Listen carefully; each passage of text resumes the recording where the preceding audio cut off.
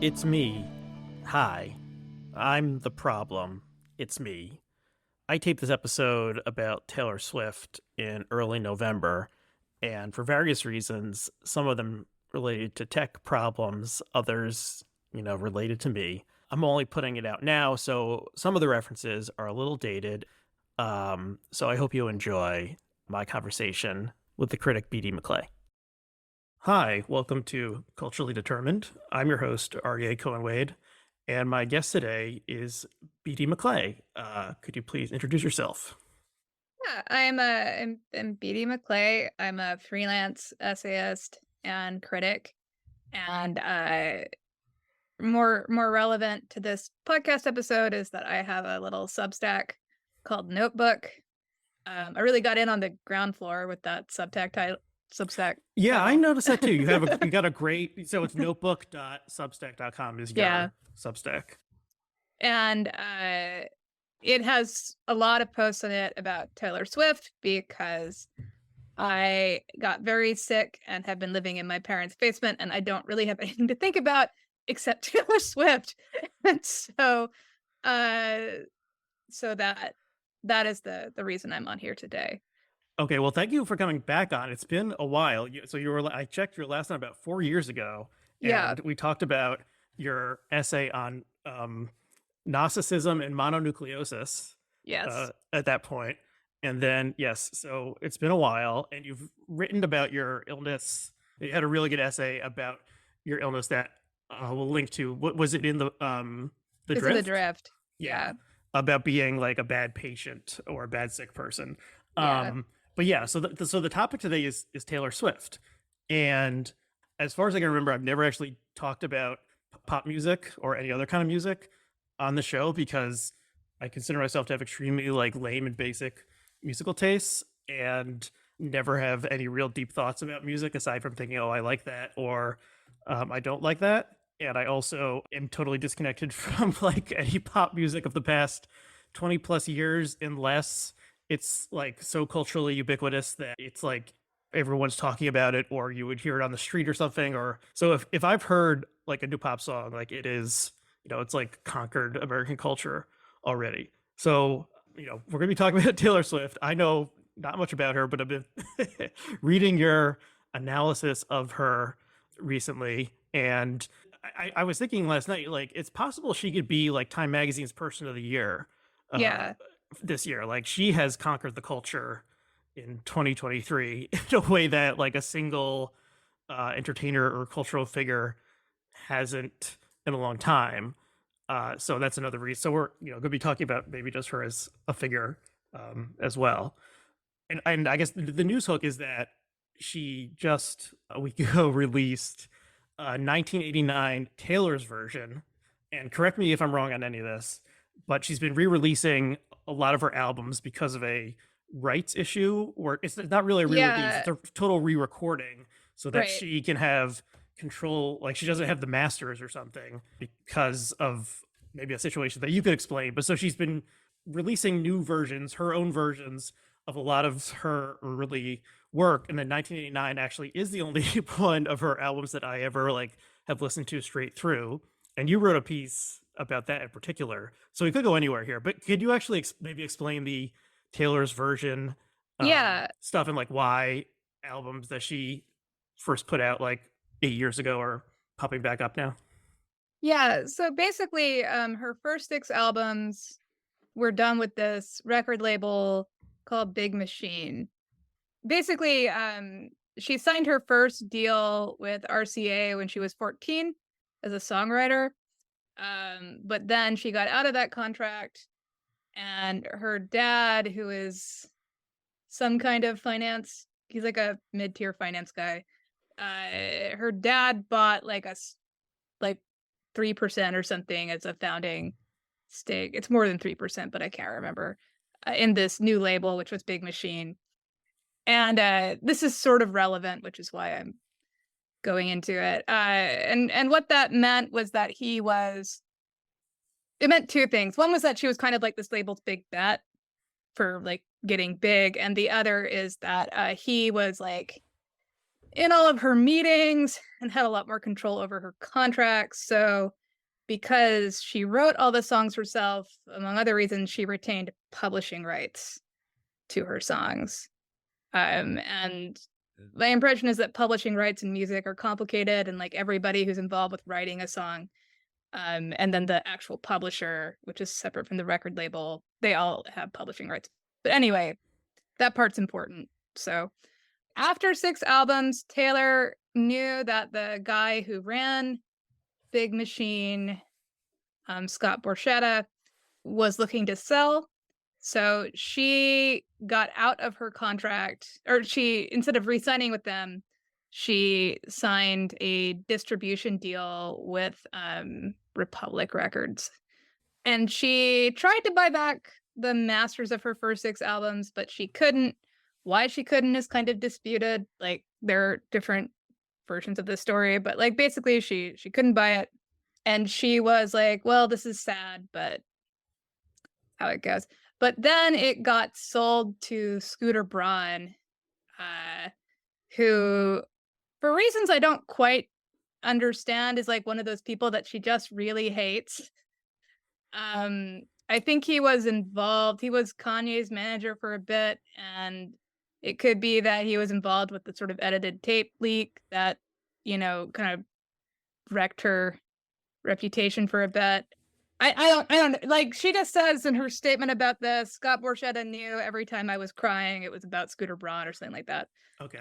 Yes, and I don't know if we should like dive into the leaked tape thing, or which I'm vaguely aware of. Okay, so how like disconnected I am from this is, I guess in my mind Scooter Braun and Scott Borchetta were the same person, maybe because they have the same initials, and so I didn't realize these were two different. No, they're two different people. And so then it does seem like there was a little bit where she tried to buy the masters back from Scooter, but she backed out of that because of an NDA that she would have to sign. Right, and Braun is like a producer impresario who had a lot of like, he had Bieber or something. Yeah, but he discovered then a lot of these Justin people Bieber and have left Braun over the past like couple months, making it seem like some big thing was going to drop, but then maybe it hasn't actually dropped. But I think he may just not be a very good manager anymore. Like, I think that's quite possible, and that like, I think one of the more important things about Taylor Swift, like as a person, is that I think her whole reputation for being vindictive and feuding and stuff is a bit overblown. But I think if she really hates you, she will basically stop at nothing to like make a point. And so she announced she was going to re-record all 6 of her original albums. And I think the big thing is licensing.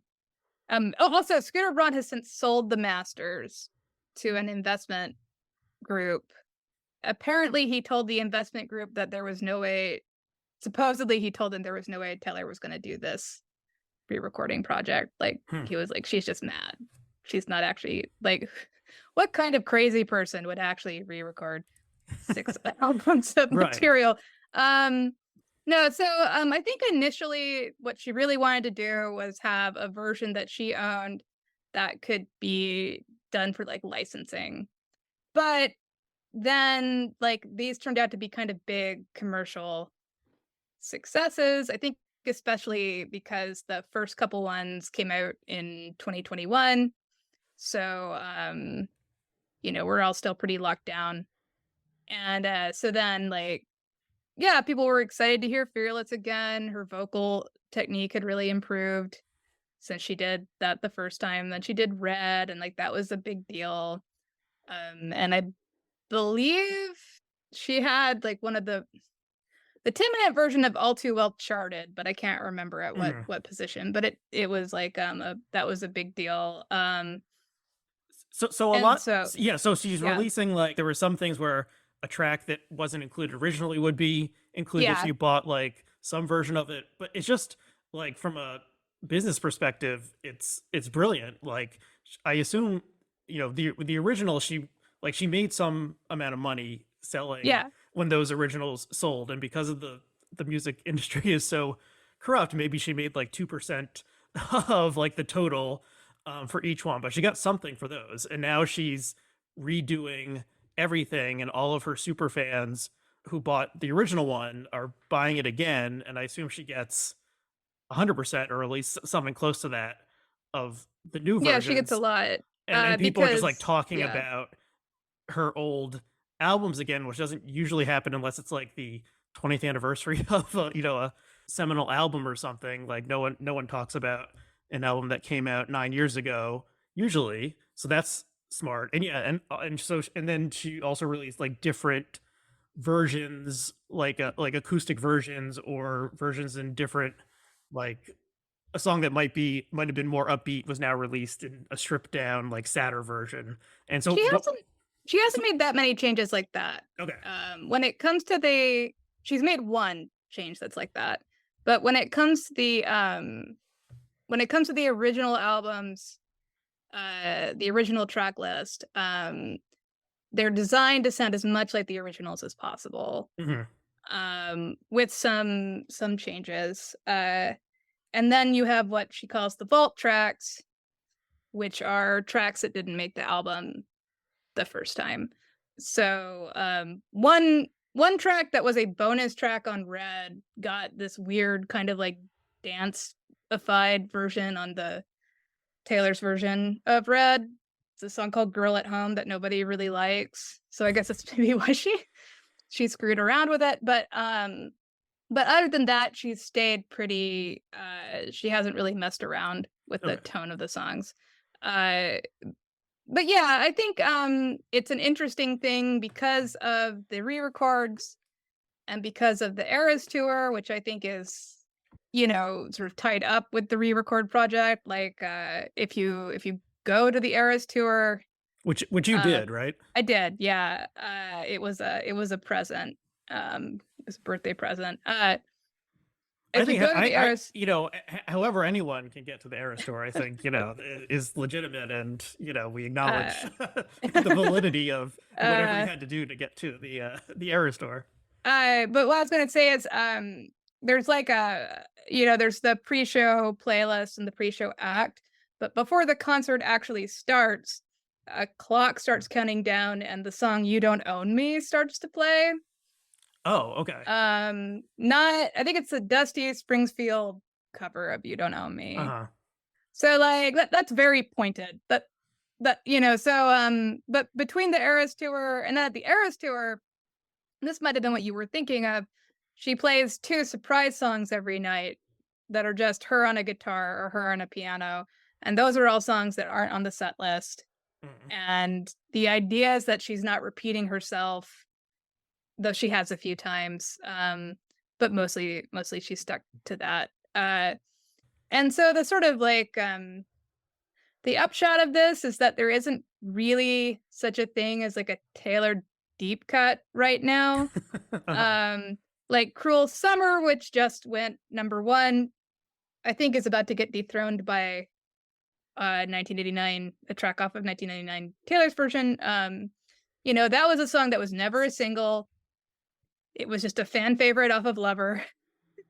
And then it's the second song she sings in the concert, and it just started like sort of it got back on the Billboard Hot 100 and started climbing up, and then she released it as an official single, which just meant it got pushed to radio. And then it just kind of kept on. So it's like that was a fan favorite deep cut. All Too Well was a fan favorite deep cut. Um Now they are, hit singles. I think in many ways the most interesting Taylor's version is the one that I'm guessing is going to be the last one, which is her debut album, because that is probably the album people are like least attached to. Okay, so Like so all she has not gone in chronological order in terms of these No, reissues, and so she hasn't done her first one. And she was more like country and yeah, country she was crossover very sort of version originally. So yeah, and like if you go and listen to debut, there are some great songs on it, but it's also all really clearly sung by like a 16-year-old girl. And Taylor's vocal technique was not very good until I'm not sure exactly when. I think even during when Lover came out, and that was 2019, she was still giving some pretty weak live performances. Hmm. She's gotten a lot better. Uh, yeah, so I think my prediction for a long time, and it looks like this is going to be true, is that the next one's going to be Reputation, which is the last one chronologically, and then she's going to follow that up with Debut as a kind of full circle moment. That's the sort of sentimental gesture that I think she really loves. Okay. Uh, Anyway, my only point is like Debut has good songs on it, but it is her least streamed album. It is, So her uh, debut album is literally called Debut. no, it's called Taylor Swift. Oh, okay. But the fans is like The the White fans call Album it sort of thing. Debut because if you say I don't like Debut, like that sounds, if you say I don't like Taylor Swift Got it. and Taylor Swift fan space, you will die quickly. Uh, because Okay. because what really does have to be said is I think that the Taylor's versions have brought in people who are normal. Um like people who were, not into Fearless the first time, but now it comes out again and they give it a shot and they're like, oh, like this has some bops on it or whatever. Hmm. But the people who are really in lockstep behind her on this are her fans who are insane. And, and maybe they have it used to be that like the Beyonce fandom was the insane Hmm. fandom, right? Like there was an SNL skit, there was a TV show that I didn't watch that's like Right. all about how insane Beyonce fans are. Right. Um, I Hive. It was think called Hive or something like it was that. called Yeah. Swarm, Okay. Yeah. but the fandom was called Bayhive, Yeah. yeah, and it's still called the Bayhive. Uh, I like obviously Beyonce's still huge, but she has a very different relationship with her fans than Taylor does because Beyonce's whole thing is kind of like I'm perfect. I like basically like live in a castle on a hill. You aren't invited. You will never be invited to my castle. Whereas But every once in a while, I will come out and you can see how perfect I am. Whereas Taylor literally invites fans to her house. She may not do that anymore, but she used to do it. for like listening parties Uh, and stuff like that. yeah. She'll get in touch with random fans. Like this is something I saw on Twitter, but like somebody, a fan from I think Mexico, posted a DM they got from Taylor during COVID that was just like, "Hey, it looks like you were like kind of struggling. I'd like to like PayPal you something." Whoa. So like, um, random acts of charity, random, there's this kind of it's like the whole thing with the rats, the intermittent rewards. Like, Mm-hmm. I'm not saying she's doing that on purpose, but I think for like a certain kind of fan, the chance that Taylor Swift will notice you is never zero. And so like these kinds of professions of affection and actions of loyalty and stuff are like what they do because they think maybe she'll notice them. Right. Um, Okay. One thing I did want to talk about, this maybe leads into it naturally, is sort of the culture of the super fans and how Swift herself, has created this sort of like what's the term? It's like a reality video game or something. What am I thinking of? It's like those things where like a movie would, for as part of its promotion, would like put little clues like on street signs or Easter something. eggs. They Yeah, call them or Easter like eggs. there's this whole like numerology aspect to being a Taylor Swift super fan, where there's certain numbers that have meaning, and maybe Mm-hmm. numbers will be in the back of like an image she releases or something, and then that indicates that something is going to happen. Or there are you. I think in one of your recent pieces noted that a certain track on every album like is the most personal or something like Yeah. that. So and did you read Kaitlyn Tiffany's book that came out the past year or so? I Uh, did not. I've got like a little stack of books about fans that I want to read, and that's on there. There's also a book about being obsessed with Benedict Cumberbatch, which is called This Is Not a Book About Benedict Cumberbatch. Uh that's on there. And also right. So that I think novel it's called that yeah. Everything I Need I Get From You, as I think the title, and I had her on Yeah. my show, and I like that book a lot. And I mean, it's mainly about One Direction fans, but she definitely mentions Taylor and Beyonce in Yeah. there as like primarily young female fan communities that took on a life of their own. Very, anyone who's interested in the internet, I would say check out this book. But yeah, can you talk Yeah. more about that symbiotic relationship, or sort of that like Yeah. there's like a secret, there's a game, like we're unlocking puzzles aspect? I mean, one thing I want to say, and I wish I had read the book, but I haven't. One thing that is interesting about Taylor vis-a-vis like her audience versus something like One Direction or whatever. And I'm talking a little out of my depth here because I know like 2 One Direction songs. Um and but I think like the purpose of a boy band, right, is like you have a set number of boys. They each have like their personality and Mm-hmm. like they're all fantasy objects. That's like what they exist to do. Like you project like one of them sweet and nice and one of them's kind of moody and I don't know, like Yeah, the bad boy. Yeah. yeah. And so like they need to have almost like no real personality of their own, but like in a very particular way because you can't just like there is something that matters about the actual boys that go into a boy band. You can't just like sweep up any 5 boys and it will work, you know? Like uh and one of the things that I think is kind of interesting about Taylor is that she has figured out a way of getting that same kind of dedication from people, but in a way that isn't about benefiting from like subliminated sexual tension. Mm-hmm. Um, which I think is actually pretty unusual. Like they're like I mean, most like big pop divas, their fandoms are probably mostly gay men and straight women. And Mm-hmm. so like in that sense, um, it's not unusual. But I think Taylor has always marketed to whatever the peer group she is in right then.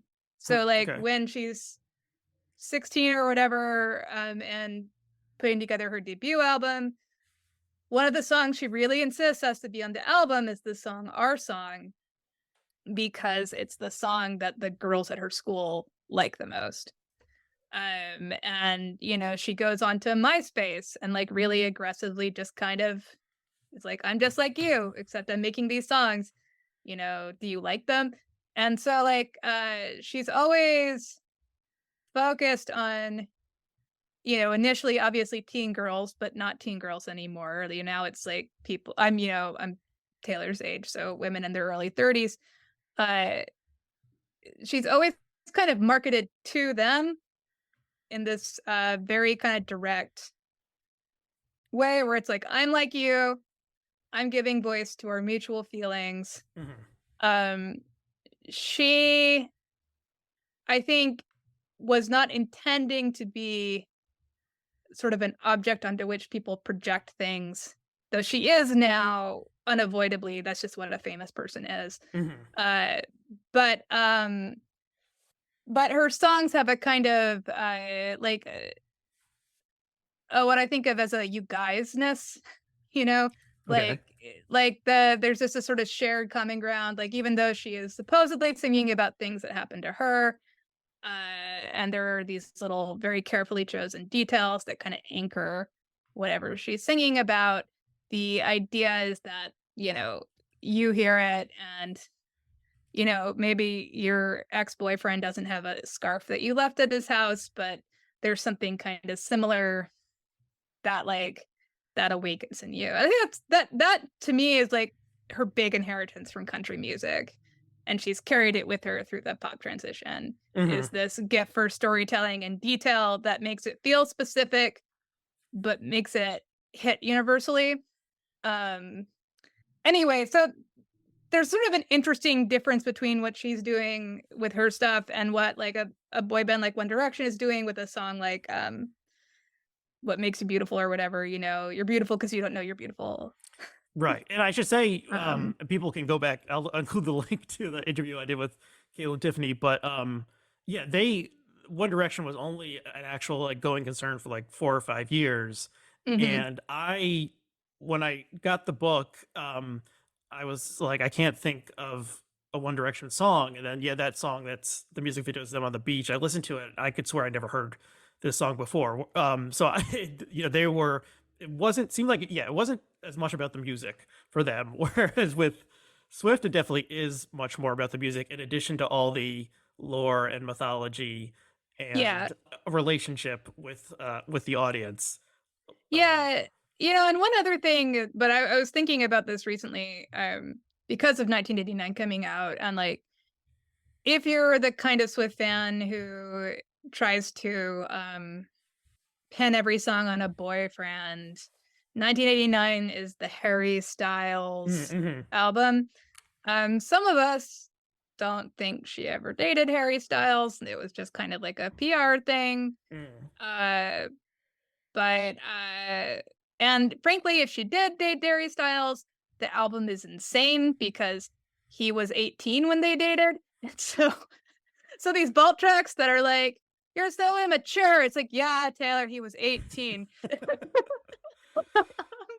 But that aside, Harry Styles is the subject of the two, to me, most genuinely deranged group of people who are like diehards about a particular relationship. And one is the people who like think he and Taylor are made for each other, and they will literally make AI portraits of them and their children Okay. Uh-huh. and like So comb through. these are like the shippers, people who Yeah, the think shippers. about They're or called, imagine yeah, and they're a, called re- hailers. a relationship between two figures. And Yeah, so yeah, and so and so Larry is the other. yeah, Larry is the other one, Right. and like Larry's a lot worse, I think, Oh, for because sure. like Yeah. at least Taylor and Harry Styles pretended to date.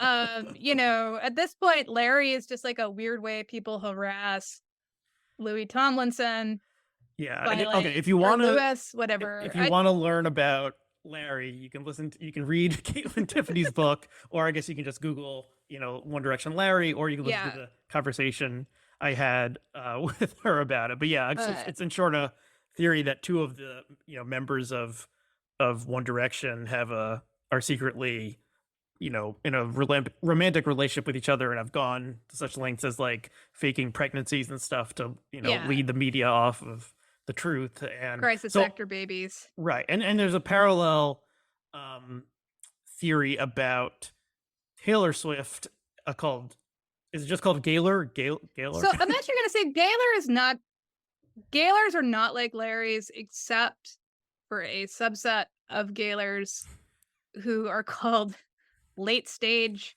Gaylors, who are people who think that not only is Taylor Swift gay, and not only has she been linked romantically with Victoria's Secret supermodel Carly Kloss, but that they are literally secretly married.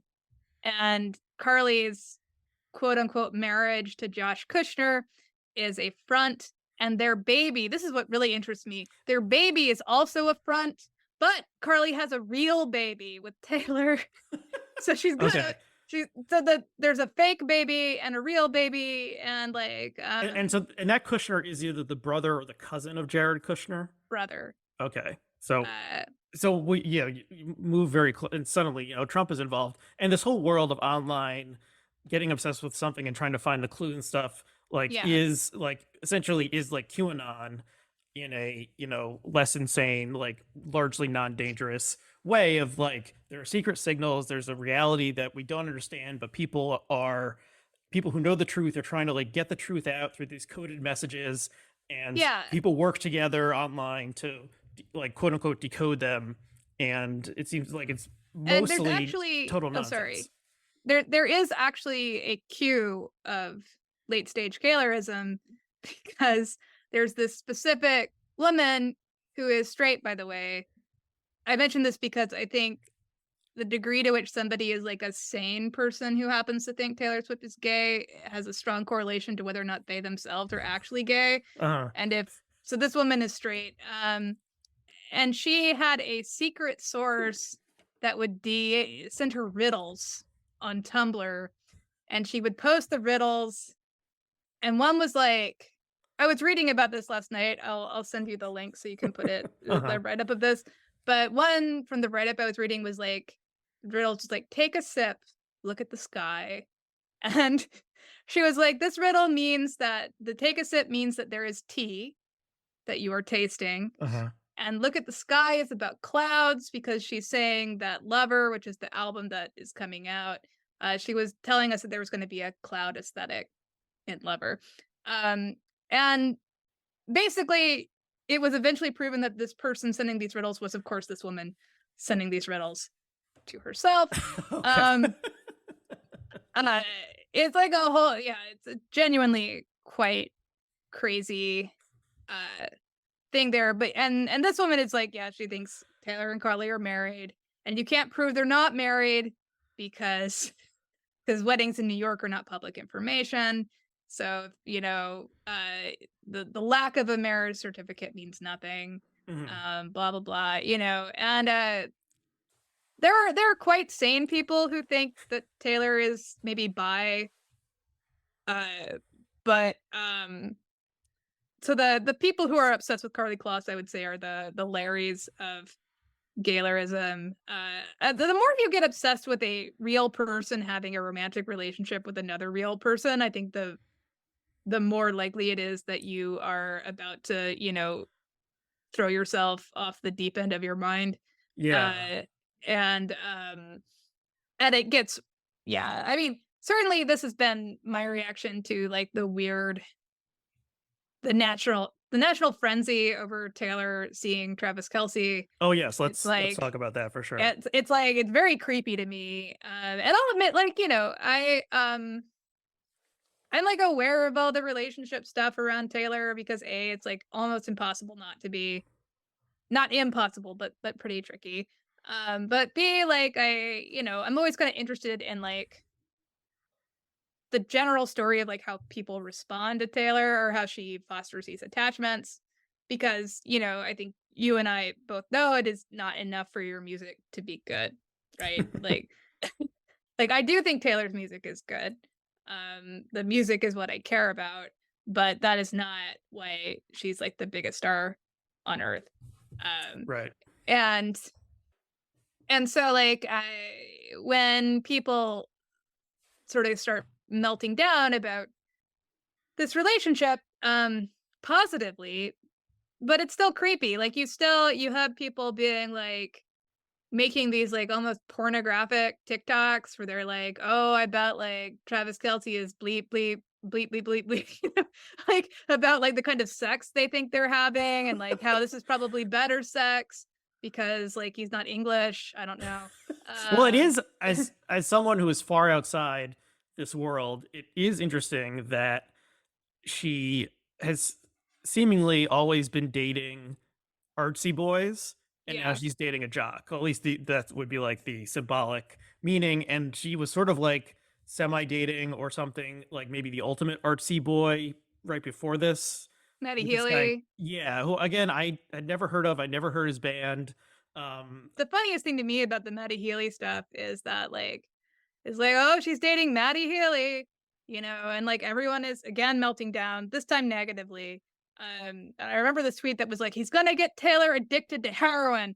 Because he has songs about being addicted to heroin and Uh-huh. stuff. And so it's like all this. Okay, And so so I'm like, yeah, okay, so I'm gonna he's listen he to a seemed like this 1975 song.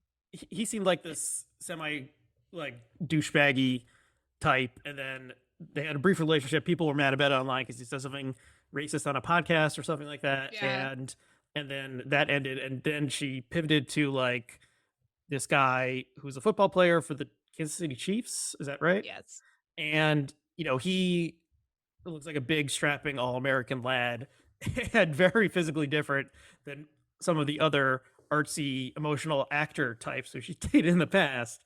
And yeah, and she's okay. So what have you thought about this? And is he going to get on one knee at the 50-yard line at the Super Bowl after catching the winning touchdown, or and then America will have like a royal couple? What are you thinking? Oh, guy, I hope not. I do think if something like that happened, it would be horrible, but it wouldn't be when he actually proposed. Um, like this is gossip. This is unverified gossip that I have read, but I think probably like he and Taylor had met before the whole thing about him trying to give her the friendship bracelet. Like I think they were seeing each other and then they kind of debuted the relationship. Hmm. And now they're taking the relationship private again. Oh, Um interesting. Is she no longer uh showing up at his games, or? I don't know if she wasn't at the last one, I think, but they also like everyone was kind of like, "Oh, they're gonna post their couples costume," and there was nothing. Um, and like, and Taylor usually posts her Halloween costume, Oh, okay. but there was nothing. Um, so like, I mean, I don't have proof that, but I think if Travis Kelsey did something insane like that, it would have been it would be planned. That would be for us. Uh-huh. It would not actually be Have they announced who's going to do the halftime show at the Super Bowl? Usher. Oh, okay. I mean, Because I mean, Taylor can't the do it. synergy option there is irresistible, but maybe next year. Supposedly, Taylor has been asked to do the Super Bowl several times and has always said no. Interesting. But she literally couldn't do the Super Bowl in 2024 because the night after she is doing a show in Tokyo. Okay. So, Well, if or anyone the could night before. if anyone could So pull that anyway. off, get like at the supersonic jet or something. Yeah. But okay. But yeah, I mean, the Travis Kelsey thing, like, to me, it's a very, one of the non-creepy, like in the sex sense, but like still creepy to me TikToks that I saw was this woman being like, my theory is that this is about the dusty boyfriend. And she was like, you've got a pattern in all relationships, and it goes like this. You've got the long-term boyfriend who doesn't work out. Then you have the dusty boyfriend who is just for sex. And then you like meet the like nice, strong guy who's like gonna be your forever guy. And it's just like you just like this you literally just like have three men and you're like, Wait, what does let me Dusty mean in this? Dusty. So I think I don't really know why Dusty, like she was doing this with Blake Lively was like her example in the TikTok. So it was like Blake Lively dated somebody else in Gossip Girl. Then she dated Leonardo DiCaprio, who is the dusty boyfriend in Huh. this Okay, example. maybe this is like And then she met Brian. Yeah, maybe this is Gen Z like slang that is invented. yeah, but invented for- I think it just means, someone for a good time, not for a long time. Yeah. And wait, And like is Kelsey the dusty one or the no, Matty next one? Healy is the dusty one. Okay. And Kelsey is the he's like the good he's like the good very masculine guy who saves you from art boy hell. Right. She's sort of famous, or at least her like the stereotypical understanding of her is that she dates these guys, they break up, and she writes songs about them, and then the fans are like, oh, this song is about Jake Gyllenhaal, this song is about whoever. Right. And all these guys have been like actors or musicians more or less, and now it's like a different kind of guy. It's a guy who's famous for being a jock. He's also her first American boyfriend in a really long time. I think I would say since Jake Gyllenhaal.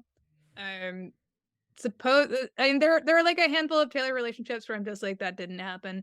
The other one is her and the Kennedy kid. It's the Kennedy kid and Harry Styles, and like those didn't. That's not real. Of the Kennedy of the JFK family. I'm not aware. Yeah, of this one. Connor Kennedy, who was also like 18, and she was friends with a Kennedy, one of the like older generations of Kennedys, Ethel Kennedy. She has a song about them on Red. But unless like Taylor was friends with Ethel Kennedy, who was RFK's wife. Yes. Huh. And he is in the song because it opens with "I met Bobby on the boardwalk." Yeah. Has she commented on Robert F. Kennedy Jr.'s political aspirations, or she only comments on things that directly affect her or gay issues. Those are like the two things you'll get at Taylor. Like Taylor's not ever gonna like the good thing about it is that she can't really tick you off.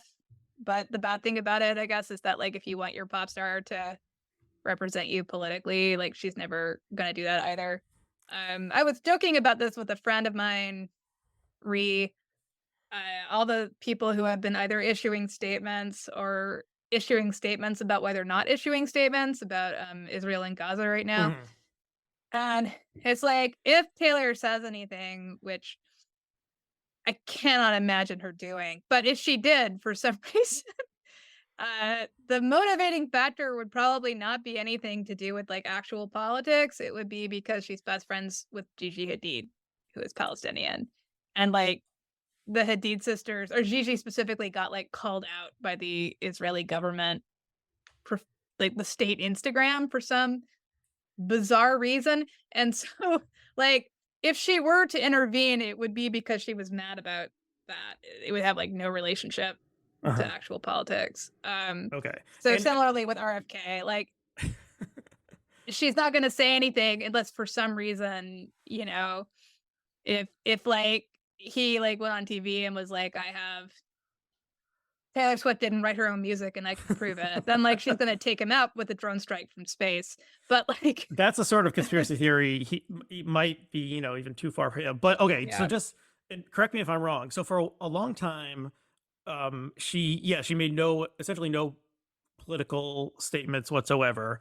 And then in 2016, the like nascent alt-right became obsessed with her because she's a white blonde woman, and that somehow got her associated with Trump and stuff. Hmm. And then she and then the whole like her feud with Kanye before Kanye revealed himself to be much more unwell and strange person than we knew him to be, sort of made her seem like she was conservative coded. And then she eventually did like endorse someone in her home state, a Democrat or something like that. Yeah, so I will say, I think Taylor is basically apolitical, and I think that's not only fine, I think it's probably good. But she's actually always been quite consistent about gay rights stuff. At least back to Speak Now, when she put like a gay kid in one of her music videos. And then in 1989, you have the line, you can want who you want, boys and boys and girls and girls. So Mhm. for whatever reason, that's an issue she's like always kind of consistently cared about. But yeah, in 2016, because she never said anything about Trump, and then the whole thing with Kanye started, and the whole thing with her and Kanye is interesting to me, like partly because they're so easy to allegorize, right? Like, you got Kanye, and you're like, well, yeah, like we're all casting Kanye as the big, scary black man who's threatening the fragile little white woman, and she's like crying her fake tears, to get us all to protect her, but we're not falling for it. But then it's like, well, first of all, one person in this conversation is obsessed with Hitler and is kind of a Nazi, but it was not Taylor Swift. Right, right. um, but it's also like, both of the times that the whole certainly the first time and I would say still the second time, it was kind of Kanye coming at Taylor out of nowhere, it's like he interrupted her VMA thing. Um, I've never actually listened to the tape with her and Kanye because I find things like that, like, they give me a lot of secondhand embarrassment. But this is what you were referring to earlier, and just something Yeah. where it turned out that a version of the conversation was leaked selectively, or an edited version that Yeah. made her look bad, but then the full version did not make her look bad. Or Yeah, basically. Yeah, basically he had written this song Famous, and it has the lines, "I think me and Taylor might still have sex. I made that bitch famous." And he called her prior to the release of the song to ask her if she would promote it on her Twitter. And she was like, "No." But he like ran the lines by her, and she was like not upset about the sex line. She was like, "I get it, it's a joke." Um, she did not like the made her famous line. She was like, I had already sold like a lot of records at the point when you did the VMA thing, but at least you didn't call me a bitch. and and then like in the final version, obviously he does call her a bitch. Mhm. So that then Taylor like gets really mad about that in public, and she gave this big speech at like the Grammys where she was like, there are people who will try to take credit for your success, and you can't let them, or something like that. I don't remember exactly. And then Kim Kardashian leaked an edited tape where it sounded like Taylor knew all the words and was absolutely fine with them. And so then you got like this spate of think pieces, you know. And the interesting thing is that the full tape was not leaked until 2020. But I remember like looking back at when Look What You Made Me Do dropped, which was like her big comeback single after all of this Kanye drama. Mark Harris, who I think is mostly a good critic, but like he wrote this insane piece for Vulture that was like, Look What You Made Me Do is a Trumpist anthem, because because like this is like the kind of song that Trump blah, blah, it's like it just like went on and on. And it was very much like Taylor Swift is like responsible for Donald Trump and like everything. And you know, she's evil and so on. Like that there's a kind of I think especially around Reputation era Taylor, there's an interesting thing where it's like everybody like similar to how for fans she's kind of like a super self. Like in the media, like when whether people are like excited about her or like blaming her, they like really need her to stand for like a bigger category. So it's like Taylor Swift is validating girls, or Taylor Swift is like you know, a wife beater or whatever, because of Look What You Made Me Do. Like I saw this sort of like that's what people who hit their spouses, you know. I mean, her rise and the rise of the like think piece about cultural ephemera sort of align. So probably just that coincidence made her overanalyzed, and a lot of like stupid shit was written about her because like that was the online economy of those years. And now there's like fewer like take type think pieces being published. But I will say, like, for me personally, despite the fact that I'm somebody who thinks about Taylor Swift like an inordinate amount, I find most of the writing about her to be like quite bad. The negative writing is often quite bad, because it's both responding to sort of like stereotypes. Like it's not really responding to like the actual music or stuff that she's done recently. It's like, oh, she just breaks up with guys and writes songs about them, which is kind of like, you know, but a lot of the positive stuff really embarrasses me too. Like Rolling Stone like is eventually going to have to create like new ratings if they keep on giving every Taylor rating 100 out of 100. Like they're going to have to be like, it's 150 out of 100. But like and like is this because people don't want to piss off our online fans, you think? You know, I don't think so, actually. I think it's really that well, I was gonna say the third thing, there was this very long piece by Taffy Brodesser-Akner in New York Times Magazine about going to the Eras concert and stuff that I thought was terrible. Okay, I did not read that one. And very, very fangirlish. And I think the thing is that like if you like, well, it's a double thing. One is that basically nobody who writes about music knows anything about music. They know about like the cultural cachet of music.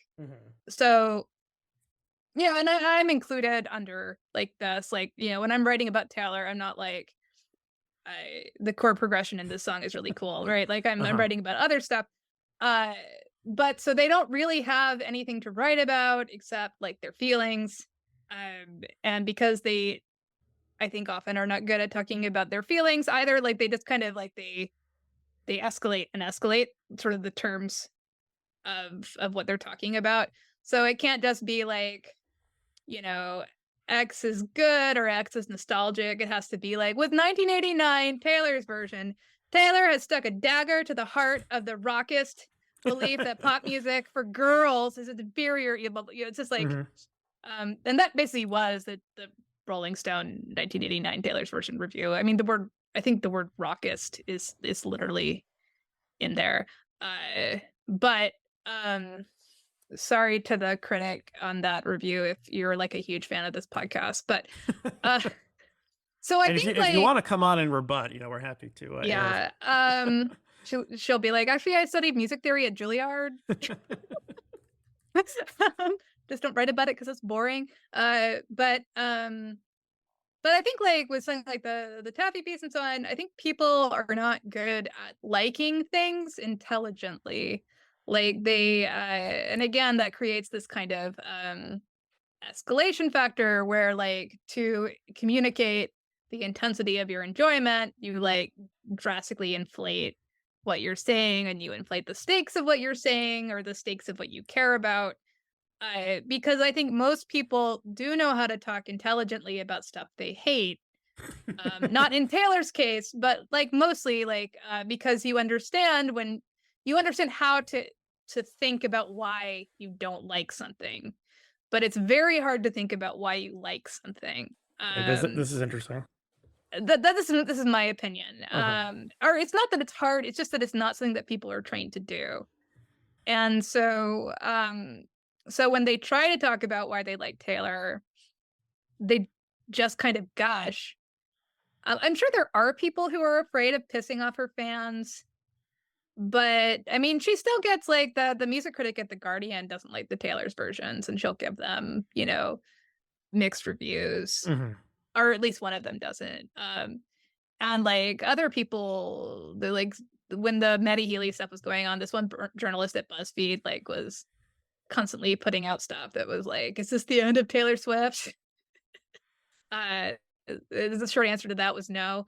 But like, yeah, I guess I got a nice note from somebody about my newsletter where he said something like, "Thank you for marrying criticism and fandom."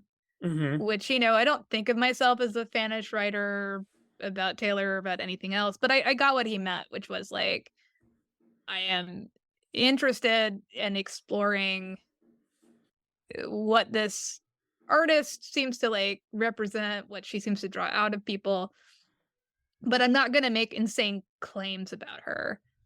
And um I'm not gonna, there's a especially with women in culture, there's often a tendency to more or less pretend that anyone who preceded them didn't happen so that you can talk about why this person is great. It's also a big problem in literature and stuff. So it's like, before Taylor, no woman could ever get famous writing songs. It's like, that's not true.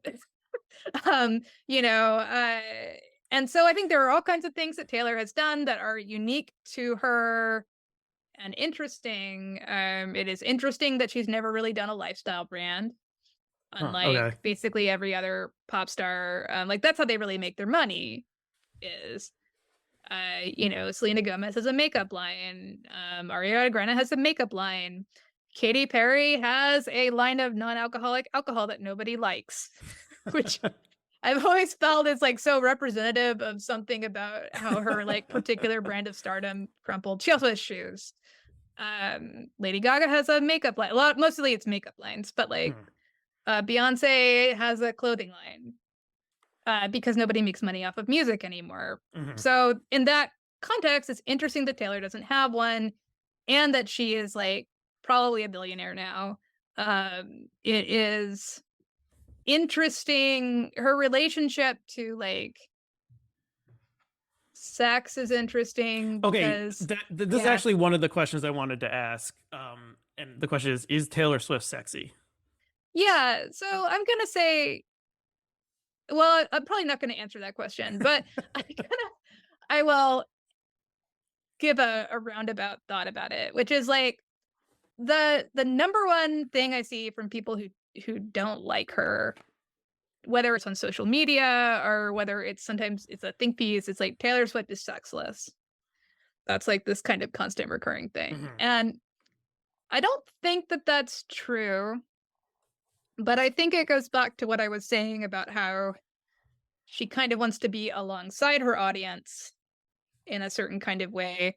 When she's singing about how beautiful like her love object is, she is pointing you away from herself. So Mhm. she mostly doesn't sing songs about how sexy she herself is. She sings songs about how sexy that guy is. Mhm. Or you are, because a lot of one of the reasons that I think Gaylorism has, aside from the Kaylors, has remained relatively non-insane, though that's less true now, is because she actually has a lot of love songs with no male pronouns in them. They're just addressed to you. Mm-hmm. And so, it's not insane for somebody to listen to that and think, why doesn't she ever say he, right? Like you could convince yourself of something there, but that's not important. And so like, in Fearless, she's got one of my favorite lines of hers like this, where she's like, "You're so cool, run your hand through your hair, absent-mindedly making me want you." And so like that, to me, that's a very unique kind of lyric. It's not the way that like Ariana Grande sings about desire. Mm-hmm. Ariana Grande wants you to know she's hot shit. And that's like, so like when I think of her, and I like her stuff, and I actually think she's like more interesting than maybe she gets credit for. But like her songs sort of tend to be, I'm hot shit and we have great sex. And that's her take on this. And so with Taylor, it's like, she's not gonna wear she's not interested in being a sex object. And so I think in that sense, she is not sexy. She is not sexy like Madonna. She's not sexy like Ariana. She's not sexy like Britney. But I think she is sexy in the sense that she sings very compellingly about desire. And I think a lot of her more overt songs tend to be album cuts. So like on Reputation, there's this song Dress that has the line, "I only bought this dress so you could take it off," which to me is a very hot line. But when she did that live, like she didn't, she's not doing like a strip tease on stage or something. Like it was this very tasteful choreography, and she was wearing sort of like a mesh dress over a bodysuit or something like that. I don't remember. But so I think, like when people say I think Taylor is sexless, I think I don't really want to like hop into somebody's mentions and be like, are you saying you don't get horny for Taylor Swift? Because you really should. Here's my PowerPoint slide to explain why like reason and logic dictate that. But like if what they mean is something sort of like humiliating and insulting, like essentially like I can't think of her as an adult, then I feel like they're saying something that's kind of not true, but like it's because it's like she's working in a register that they don't know how to notice. Uh-huh. And I think that like the world, I don't think it's like unheard of for women to sing about male beauty, but it's kind of unusual. Like, I'm sort of trying to think of examples in my head, but like even something like Beyonce singing Halo, that's very much about like being overwhelmingly in love with somebody, but I don't think it communicates a sense of being like physically swept away by their beauty or their charm. So I think like, yeah, I think it's a tricky question, and it's tricky because what people mean by sexy is like different. And I think that I mean, certainly like as someone who is like what's the best word, more prudish than most of my contemporaries or whatever, Mm-hmm. I like the fact that she is like this.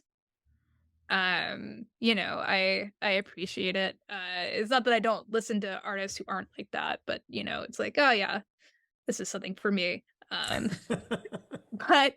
But I also think that she I think that For a long time I had this idea, this was before anything with the newsletter or whatever, that one day I was going to write a big piece about Taylor, and I was going to call it the Poet Laureate of Female Desire. Mhm. And so, I've thought about this with her a lot, and I think there is just something about the way uh, she's almost kind of like a screwball heroine, not in the comedy sense, but in the sense that those women are like constantly scheming how to get their man, and chasing after men that they're into, and kind of like, in some sense of the screwball, 1930s screwball is not going to be like big bold statement on gender roles, but the women in those movies are the agents and the men are like the objects they want, and that's Mhm. that's kind of the dynamic in most of those movies, not all of them. um and so that's kind of how I think of Taylor, and I think how Taylor poses herself as the it's much more important to her to be in love than for somebody to be in love with her. And I think that's just kind of an unusual position. Not unheard of, but it's not how most of us sort of like stereotypically lay those things out. Do you think Taylor's sexy? You know, I mean, I think she's like attractive but not sexy.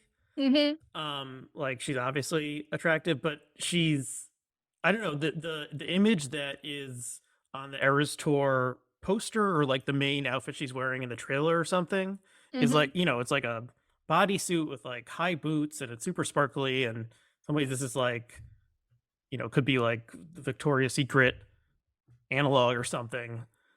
But I don't know, maybe it's because of like, not that I've watched a ton of video of her live, but like, she's not the level of dancer as some of the other, Oh yeah, she's not a good dancer at like all. Beyonce or Britney Spears, other sort of female singer icons, who were, who were acknowledged to be like lusted after by everyone.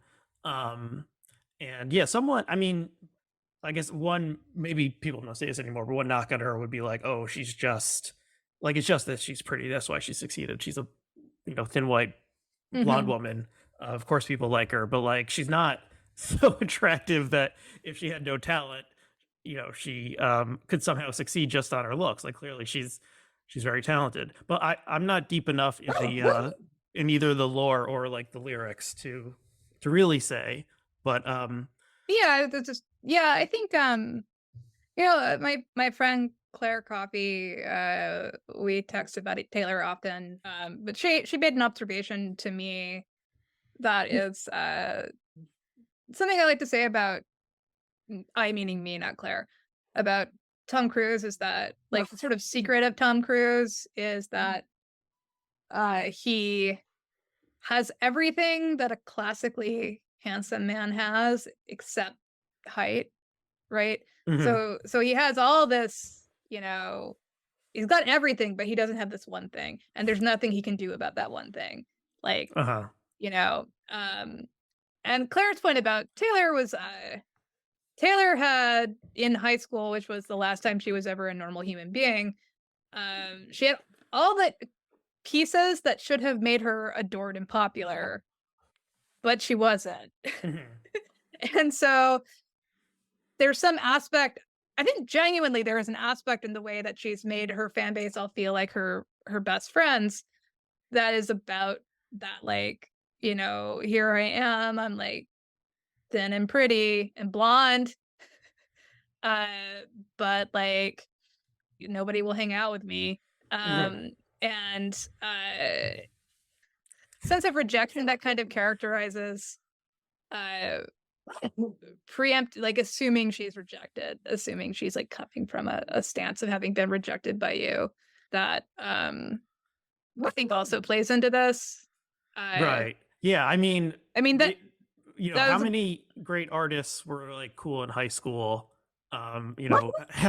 It probably, that doesn't lead to the sort of like artistic career that people recognize that all that often, at least. I don't know. Was Tom Cruise cool in high school? I don't know. I think he's from New Jersey, I but try to know as little about Tom Cruise as possible so that, I can. that's the interesting thing about him. I mean, there's other similarities between them, and just someone who like tries very hard. Maybe that's another knock on Taylor, is that she's a try hard, or Yeah, she tries crazy hard. right, or some level of like phoniness. Or all celebrities have a level of phoniness. I don't know. Yeah, one of the things about Taylor, and there is a post about this in the Substack archives, but is that she's got this kind of try hardness and this kind of niceness that is um a niceness that is clearly rooted in a kind of good girl, good manners. So like, at the Eras concert in the movie that recently came out, but also like when, in the live performances, there's like this thing where she gets a bunch of applause and then she said, "Thank you. That's a very generous thing to do for someone." And like she always thanks the fans for supporting the Taylor's version. And she says, like, she always says, "I never ask people to only stream my version because I know that you can be very attached to old recordings, but you guys have been so supportive and you've allowed me to do this and you've allowed me to have a career and switch genres. And everything I do, it's all thanks to you." Mm-hmm. And she used to do stuff like that in interviews where I think there's some kind of infamous interview where like the interviewer says something to her like, "Oh, I like your outfit." And Taylor's like, "Oh, thank you. I love your legs." Or something like that. I can't remember exactly, but it's like it's like there's this level of like social training she has. It's like somebody compliments you, you say thank you, and you compliment them back. Uh-huh. And like she always does this. And I think, the interesting thing about it is that like to me is that it works. Like everyone can tell that she is a tryhard. Everyone can tell that she's like in this kind of classic sense a good girl, Mm-hmm. right? And the sort of like law of the way people think about celebrity should mean that this makes her annoying to us, but people like it. They they like the small amount of visible effort that you can always see with her. Uh they're like, Taylor Swift works hard, like that's how they feel about it. And Mm-hmm. that to me is interesting because I don't know if you remember like when Jennifer Lawrence was kind of ascendant and there was this whole like Jennifer Lawrence versus Anne Hathaway thing. And it was like Jennifer Lawrence is effortlessly cool and fun, and Anne Hathaway is a try-hard theater kid. And that was Mm-hmm. like Mm-hmm. and so like nobody likes Anne Hathaway because nobody likes try-hard theater kids. But like Taylor is like the supreme try-hard theater kid. Mm-hmm. Like, and I think that it's I think maybe on some level the like assumptions people have about charisma are maybe a little bit wrong. Like that if Taylor was doing all of this without seeming to try, people would not like her. Huh. I mean, I think, I don't actually like comparing them that much, but it's like it comes up because they're kind of the only two women at this level. But like Beyonce is also a hard worker. And like that she works hard and is like excellent is like her brand too. Right. And you would never call her a tryhard. I don't know why, but you can tell she's probably, No, her, or in fact, her stage shows, or at least the one that was recorded on that documentary a couple years ago, mhm. are like incredible, like physical performances, and Yeah. it must be like exhausting to do that night after Yeah. night. Just like Uh the choreography and the performance of it all. So that's, yeah, why that is not coded as trying hard as opposed to like effortless grace or something like that. I yeah, but don't I know. think I think in the case of Beyonce, the thing is that you look at her and she's working crazy hard, but there's a seamlessness to how it gets to you. Mhm. Whereas with Taylor, that's not the case. With Taylor, it's always like you're getting this little look behind the curtain, like this, like a little bit. Um, I think in some ways, this is maybe best expressed by how they react when things go wrong, which is like Taylor kind of figures out how to make it into a joke. But the few clips I've ever seen of something going wrong at a Beyonce show, she just looks really mad. Like, you are embarrassing me. You had better fix this. Whereas, like, if Taylor is on stage and her mic isn't working, she'll like do like a whole thing until it gets fixed and stuff. Like, she'll make it a joke. And I think that goes to the way that like there's a maybe deliberate or maybe just it's an aspect of her that she can't change, so she's playing into it. Yeah, like she can't not look like she's working hard. She doesn't have, what's that word, sprezzatura. Sort of like a natural coolness or something. But in fact, what especially Americans, they respond to, they're like, that girl works hard. And I linked to this in a bit ago somewhere, and but like Kobe Bryant, we could say is a problematic figure, deceased. But he has this great clip about Taylor where he's like, he's talking to an interviewer, and an interviewer says, "It would be really funny if you're always playing Taylor Swift CDs in your car." And he says, "I am." And the guy's like, "What?" He says, "Well, when somebody's like at the top, you want to know what's up with them." And he was like, "Taylor has been at the top for a long time. And so I don't really care if people like her music or not. I want to know why she's at the top." And then he also says, somebody says something like, it's weird thinking about Taylor as like a really successful person or something. I don't remember exactly what he says. He says, "Well, she's really nice. Like, before she was even like famous, she like did a bunch of nice stuff for my daughters and stuff. But I will tell you that nobody is where she is without being a killer." So, I don't know, like, he doesn't elaborate on that. He just says it and then the clip ends. Wow. It's like, but I think that and I think, that one of the things that I have criticized her for in the past, and I don't think she does this anymore, but she used to do it, is this kind of resentful, I'm the underdog thing. And I think around 2020, she realized that she cannot do that anymore. Like, I don't think she read my piece. If she did read my piece, I probably got myself blacklisted from Taylor Swift press releases forever.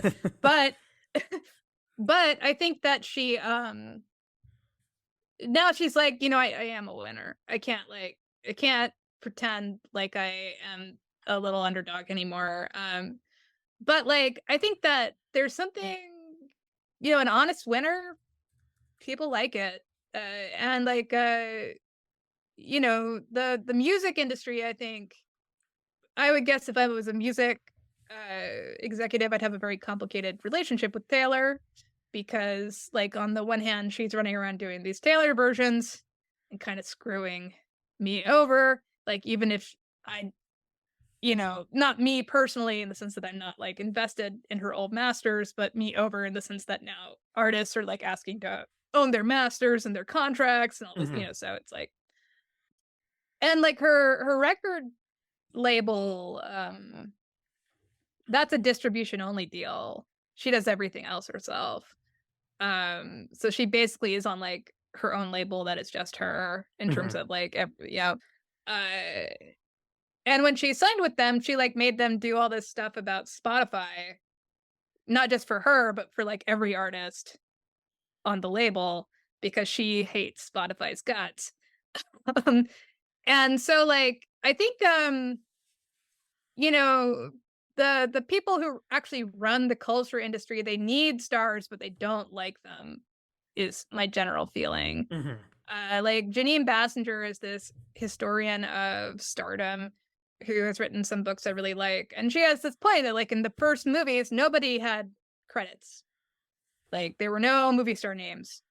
And the audience created movie stars because they saw like Mary Pickford and something and they wanted to know who that was. And the studios really didn't want to do that. They didn't want these people to have names, because once people are that that gives them a certain amount of power. Mhm. Um, and so like I sort of see this as part of the subtext of the struggle with AI.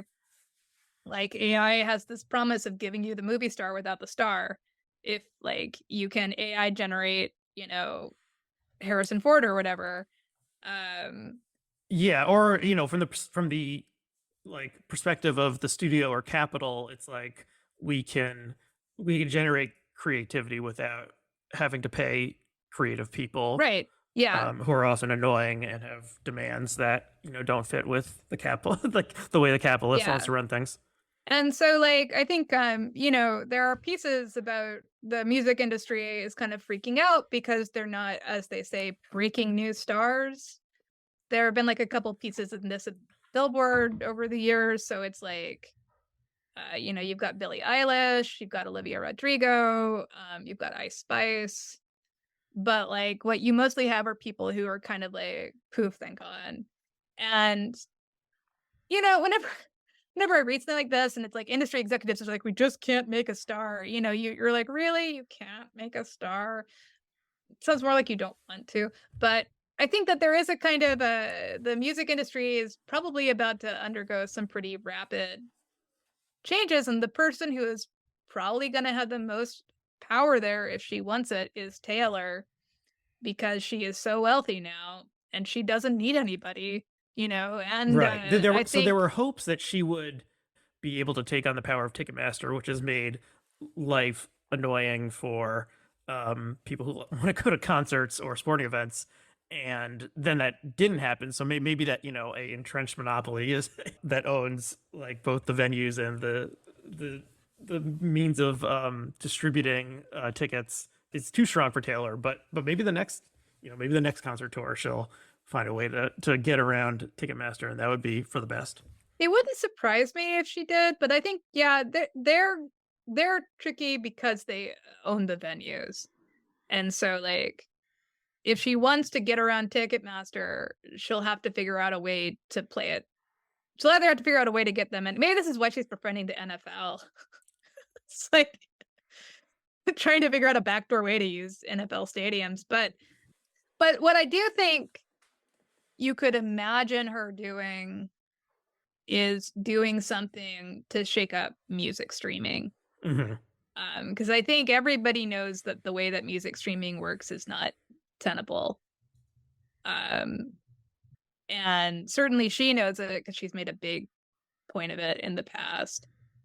And she's one of the artists that still moves albums, but like I think Ted Gioia, who does like a whole culture thing, wrote like an open letter to Taylor, kind of asking her to start the musician version of SAG-AFTRA. Hmm. Um, and that was started by movie stars because the old Hollywood system was so exploitative. And I don't know if I can see Taylor doing something like that, but I could see her throwing her weight behind somebody else doing something like that, which I think that's in some ways kind of how she prefers to operate. Hmm. But I think if you look at her thing with the movie studios that just played out, where she had the Era's concert thing and she wanted to release it to theaters and she couldn't get terms from any of the big studios that she wanted, that she liked. And so she had already run the production by or through SAG-AFTRA. I'm not sure of the timeline with this, but like she'd met with the union and made sure that everything was okay. But then she just went straight to AMC and was like, "I'll put the movie together, you distribute it." And now Beyonce's doing that. And that's a big deal. Like Yeah. her just deciding not to deal with the and she is so rich now. Everybody needs her more than she needs them. Um so I think it's sort of interesting that she is right now one of the last true culture dominating stars, because I Hmm. think again like I think that there's this whole problem where people sort of need stars. Stars are what get you engaged. Stars engage the public, but they're also annoying and hard to deal with.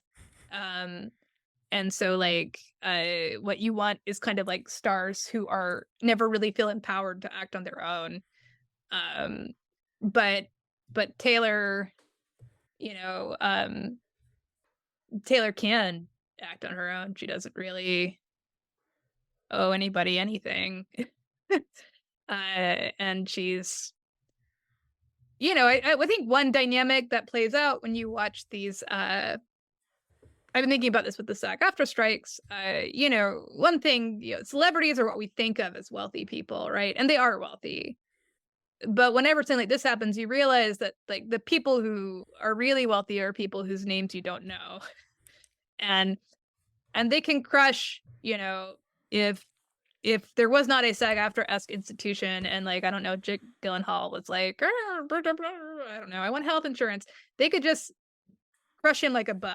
Like they and you know that's kind of the situation music is in because it doesn't have this kind of union culture that movies and TV do. But with Taylor, you have this kind of, you know, now that she is apparently a billionaire, like she's up there now. Yeah, there are certainly people who are richer than she is, multi-billionaires or whatever. But she's got, you know, she's at the point where she could start a small industry and not have to worry about going bankrupt. Well, I mean, I hope she uses this power for good and not for evil. Yeah, it is. I mean, you know, the studios, you know, are thinking about movies versus music. Like you know, like I think Billie Eilish herself, like you know, broke totally independently. It was like making things in her bedroom with her sibling or something. Yeah. That still is possible. Whereas that's very hard to do in making movies because it's so expensive to make a movie. Whereas you still, and you know, digital technology makes it easier to a total outsider can break still in the world of music, whereas you know someone you'd never heard of can't make and distribute a movie given current technology. They're reliant on lots of other people. So there is that. But yeah, some sort of Although I think that solidarity isn't between musicians in terms of you know supporting the ones who are never going to become famous. That would be welcome. Yeah, and I think, you know, this is one thing I've noticed about the Taylor's versions. She has been very careful with one or two exceptions to make sure everybody who was earning money off the old version is earning money off the new version. So like if somebody did background vocals on the old version, they're doing background vocals on the new version. You know, like even small things. Because I think she doesn't want a narrative that she's like stiffing somebody. I think there are a couple exceptions. There's a band member that she like doesn't talk to anymore. But like the band that plays with her has played with her forever. Her backup singers have been her backup singers forever. She's very loyal to like the people she works with. She's very, it's kind of like, I think one reason maybe, I mean, I'm sure there are people who like are mad about Taylor being wealthy. You know, I'm perfectly happy to say that by and large there shouldn't be billionaires, but as people becoming billionaires go, like I don't mind the way that Taylor became that wealthy, I guess. She did try quite hard, as we've said, and deliver the product that you know she hasn't like created a monopoly on the means of distribution. She is she's not like you know, running a blood diamond mine or so it's like okay. I think the people like it. People like that she has a kind of noblesse oblige quality to her, you know, like that the thing with her giving everybody bonus checks that started at $100,000 at the end of the American leg of the Eras tour. Nobody does that. That's like that's an insane amount of money. But it's not a lot of money to her. And so but I think, you know, like you might get a small bonus if you're touring with a big act at the end of a leg of the tour. This kind of bonus nobody gives. But I think it makes people not mind that she's so rich because they're like, oh, but she treats her guys nice. So, but Yeah, I mean, I also hope that she uses her power for good and not for evil. I mean, I think I'll say two things. I think the most likely thing with Taylor is always that she'll do nothing at all. Um, when if it doesn't directly affect her. Uh, but the other thing is, I think she strongly prefers making non-public moves to public moves. Mm-hmm. Um, like, when the Kesha legal battle with Dr. Luke was going on, somebody like sort of called her out and was like, "You're not posting about this. I thought women's issues mattered to you, blah blah blah." Um, but then Kesha's mother was like, "Actually, Taylor gave us like $250,000 to like help with legal fees." Mm-hmm. And so like I think that's just that's her preferred. She doesn't want to post about stuff. She does not like making statements. But she will do things where people can't see her.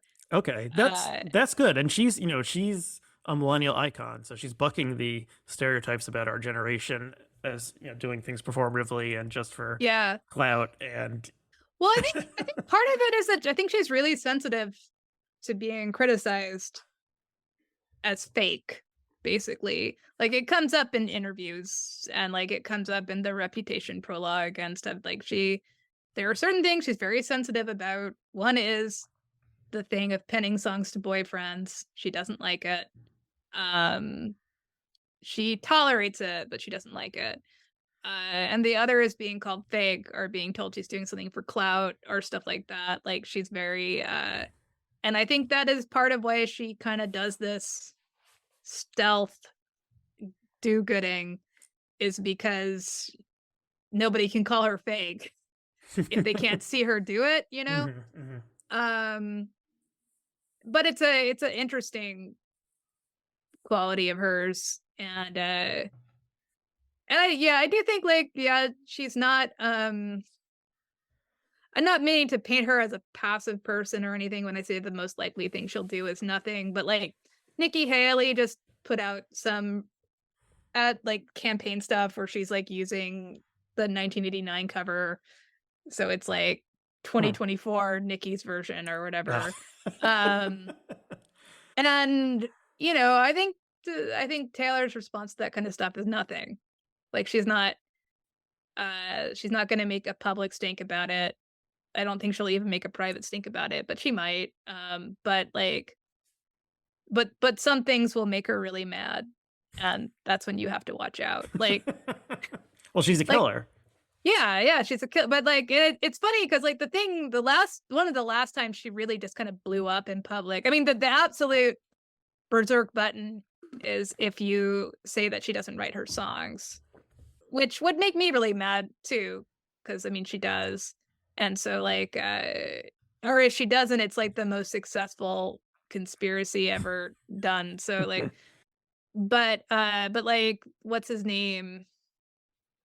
Guy from Blur who does Gorillas, Damon Albarn, whatever. He Shut up. like gave some interview. He was like, she doesn't really write her own songs. Huh. And so like she's like, bam, on Twitter.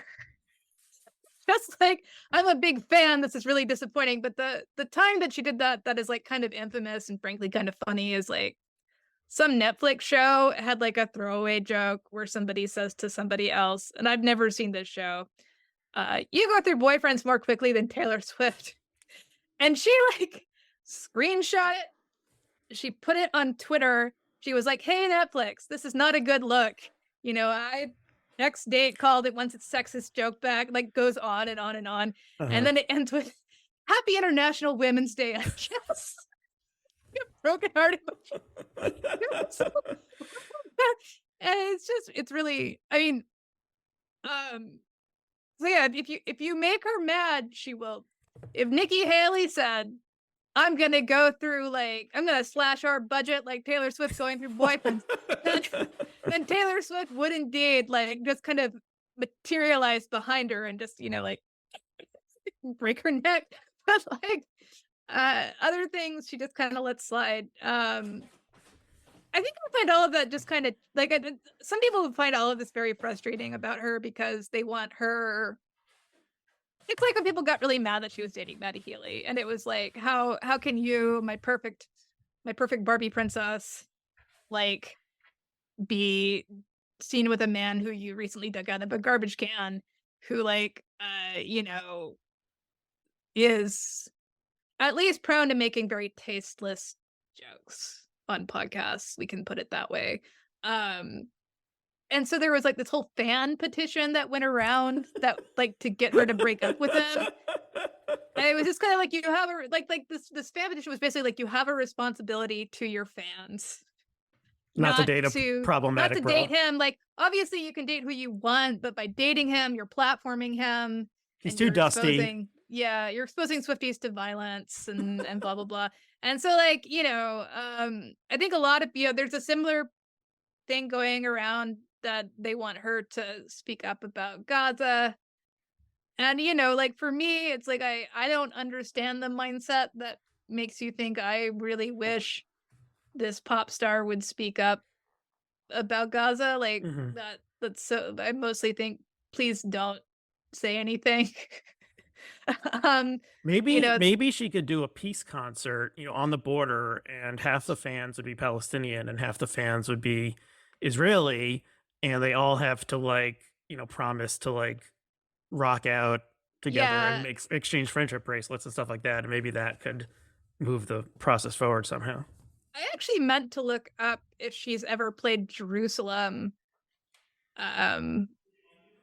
Because the one interesting is she's never played Dubai, which is a little notable because they probably asked her because Matty Healy's played Dubai. But he's also banned from Dubai because he like started kissing his band members, so who are male. So but when Beyonce did Dubai, I was like, has Taylor ever done Dubai? Because everyone was saying like you can't get mad at her because everyone does it, and I'm not mad at Beyonce, but when I found out that Taylor had never done Dubai, I was a little smug. I was like, interesting. You're reminding me there was a famous event on Twitter where there was someone who ran a Taylor Swift fan account who went dark for a while and then came back and apologized for being gone. And someone said, "Oh, why were you gone?" And they replied, "I was in jail because I refused to serve in the Israeli army." Yeah. And then she went back to jail for like a related thing, actually. So there's a sequel tweet to that where I think she wrote something on paper. It was like, guys, calm down. I don't know why I remember this. They said this is written again on paper. Guys, calm down. Taylor will tell us if she's pregnant. Stop speculating about her body. And it's like her sister took a picture of this and posted it to the account because the other person couldn't because they were in jail. She wasn't. Yeah. Because I think like, even not playing Dubai or not playing Jerusalem is not necessarily a political statement so much as I don't want people mad at me statement, and I know people will get mad at me if I do this, so I'm just not going to do it.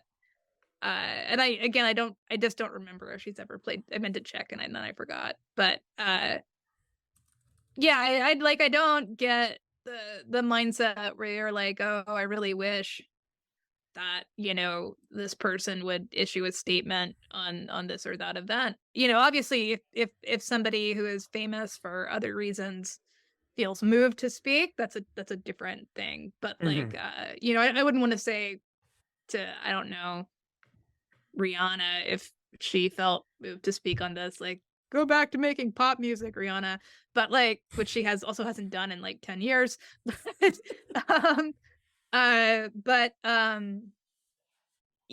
that's what you want from her, I think that people get frustrated because they want her to be perfect in every way that they want any person to be perfect. So they want her to be like even sort of the flaws she has, and this is gonna sound kind of bad, I don't mean it that way, but like in her documentary she opened up about having an eating disorder.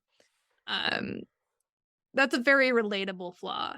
or not flaw, struggle. It's a Mhm. very relatable struggle for a lot of people. And so like that kind of thing, when she opens up about that, it makes people protective of her.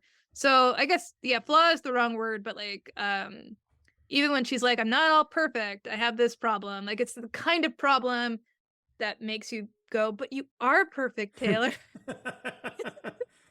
um, and so they want her to be like a crusader for justice, or and I find her kind of avoidance and sneakiness sort of endearing, because it's like, for me, it's one of the reminders that no matter, Taylor Swift is a business, but Taylor Swift is a person.